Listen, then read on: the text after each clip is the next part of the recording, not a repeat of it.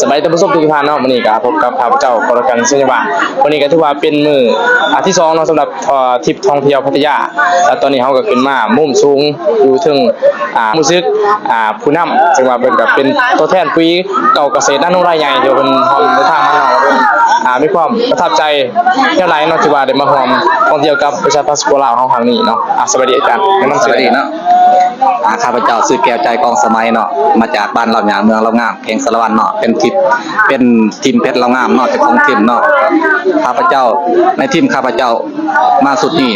เอามาทีมงานประมาณ15คนเนาะ โอ้ประมาณเนาะแม่นอาจารย์ที่ว่าเฮามาเที่ยวครั้งนี้นี่มีความประทับใจเท่าไหร่ที่ว่าได้มาเที่ยวครั้งนี้จ้ะประทับใจมวลหลายเนาะเพราะว่าเฮาคนบ้านนอกผู้นึงชาวสวนผู้นึงเนาะเอามาเข้าเมืองใหญ่เนาะเฮาเห็นทะเลแล้วก็ได้นอนตึกสูงเนาะนอนก็แบบดูล้าขนาด ดู เนาะ ล้าขนาดตื่นมาก็เห็นแบบวิวธรรมศาสตร์งามเลยเคยแต่อยู่ชนกาแฟวานซาเนาะ แม่นอยู่ป่าอยู่ดงเด้เขาเมืองใหญ่จังซี่เฮาก็ตื่นเต้นเจ้าอาจารย์ที่ว่าเฮาได้มาเที่ยวครั้งนี้เฮามาแบบไรเฮาจ่ายเงินบ่หรือว่าเฮาซื้อปุ๋ยสิหยังบ่เขาซื้อปุ๋ยเนาะเพราะว่าช่วงนั้นไปซื้อ30ต้นเนาะ30ต้นก็ได้15ที่นั่งผมก็เลยพา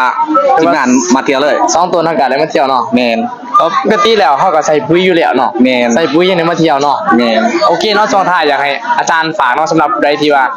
อยากมาท่องเที่ยวคือเฮาอยากมาสัมผัสแบบนี่แหละแบบบรรยากาศแบบเฮาสิมาจังได๋จ้ะท่านพี่น้องหรือว่าท่านผู้ชมได้เห็นเนาะสามารถติดต่อได้ในแต่ละเพจหรือว่าเพจโรงงานก็ได้เนาะ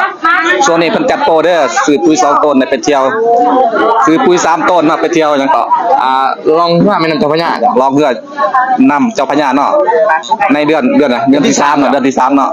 แล้วก็ได้ไปเที่ยวอีกซื้อปุ๋ย2ต้นเนาะได้ไปเที่ยวอีสานใต้เนาะสายทำบุญเนาะใครสนใจก็ติดต่อมาได้เนาะเบอร์โทรอยู่หลุมเนาะเบอร์โทรศัพท์ได้บอกเลยจ้ะเบอร์โทรเนาะ02095609072เนาะติดต่อได้เนาะโอเคแต่ละโอเค